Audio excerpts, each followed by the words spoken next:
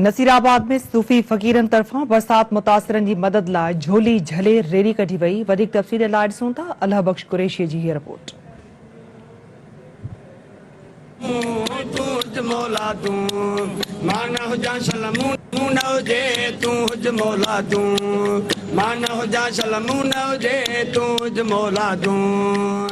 जीअं त मुकमल तौर दरबदरी लगी पई आहे ऐं हिकु मुकमल तौर जेका सूरत हाल आहे असांजो अंदरि हींअर ईअं जुड़ी रहियो आहे जीअं असांजा कचा घर जुड़ी रहिया आहिनि। सादी हिकिड़ी अपील आहे दरगाह जा फ़क़ीर जाणचंद साईं जा फ़क़ीर ऐं असां सभु शहरी इताद नसीराबाद वारा निकिता आहियूं।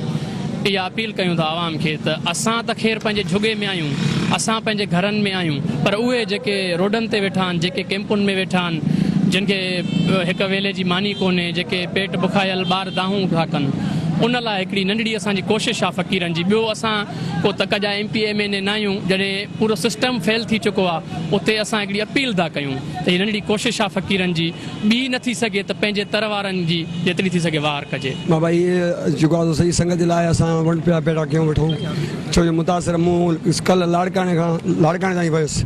ईअं ॾिठुमि त माना सिंध सारी ॿुधल आहे।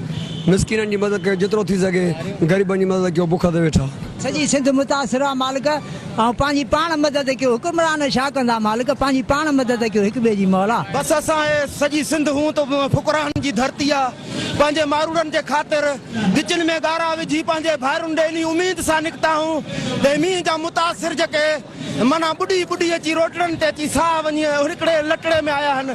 असां उन्हनि जे लाइ हर मदद चऊं था, जेको सरी सघे, जेका बि तव्हांजी दिलि कढे, दिलि खोले हिननि भाउरनि जी मदद कयो, वाहुर कयो। न त हिन नाहल गवर्नमेंट असांजे लाइ तव्हां सभिनी खे ख़बर आहे त का शइ न कई आहे, रुॻी नाउमीदी आहे। जी नाज़रीन, तव्हां ॿुधो त हिननि फ़ुकरान जो सूफ़ी जानण चवंदा आहिनि, फ़क़ीरनि जो इहो ई चवणु आहे, पूरी आलम इंसानियत लाइ पैगाम आहे त बरसाति मुतासिरनि जी मदद कयो, हिननि ग़रीब अबोजनि जी मदद कयो, अचो झोली फंड में हिसो वठो जीअं हिननि मिसकिननि मारूड़नि जी मदद करे सघूं। कैमरामैन सजाद कलोड़ो सां गॾु अल्लाह बख्श कुरैशी, सिंध TV न्यूज़ नसीराबाद।